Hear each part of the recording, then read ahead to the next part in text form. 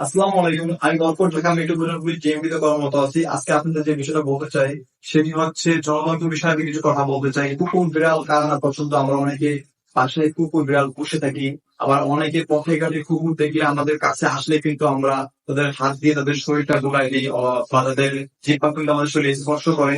এগুলো থেকে কিন্তু বিপদ শুরু হয়ে যায়, কারণ কুকুর বিড়াল এরা জলজন্ত জীবাণুরা বহন করে।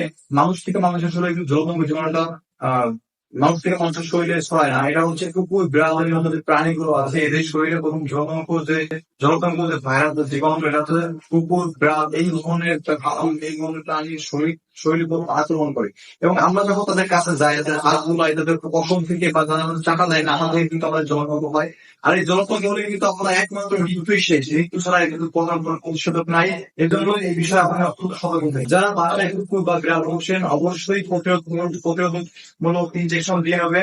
এবং আপনারা যদি কাউকে কখন কুকুর বিড়াল আঁচড় দেয় বা কখনো কারোর সাথে এটা আপনার সন্দেহ হয়, সাথে সাথে হাসপাতালে যাবেন, প্রতিরোধমূলক টিকা নেবেন। যদি একবার জলতন্ত্র রোগের লক্ষণ আপনার প্রকাশ পায় তখন কিন্তু আপনার বাঁচার সম্ভাবনায়। এই ভিডিওটা দেখুন, এই ভিডিওটা দেখছেন আপনারা, এই ভিডিওটা বিষয় হচ্ছে কি, এরা এখানে কিছুই খাই যত্ন কিন্তু খাইতে পারবে না। ছোট জিনিসটা কিন্তু এখানে তো একটা নানা সময় যার কারণে আপনার গিলতেই পারবেন না, আপনি চাইলে গিলতে পারবেন না, তখন ধীরে ধীরে ভিতর দিকে তুলে দেবেন। আশা করি সেটা বুঝতে পারছেন। আপনি ভিডিওটা শেয়ার করে দিন, শেয়ার করার মাধ্যমে যাতে আপনার আত্মীয় স্বজন ভাই বোন পাড়া প্রতিবেশী সবাই সতর্ক হতে পারে এবং জলাতঙ্ক থেকে দূরে থাকতে পারে। ধন্যবাদ। নিরাপদে রাখুন, নিজেকে নিরাপদে রাখুন, অন্যকে নিরাপদে রাখুন, দেশকে নিয়ে যান। ধন্যবাদ। সতর্কমূলক পোস্ট পেতে চ্যানেলটি সাবস্ক্রাইব করে পাশে থাকুন। ধন্যবাদ।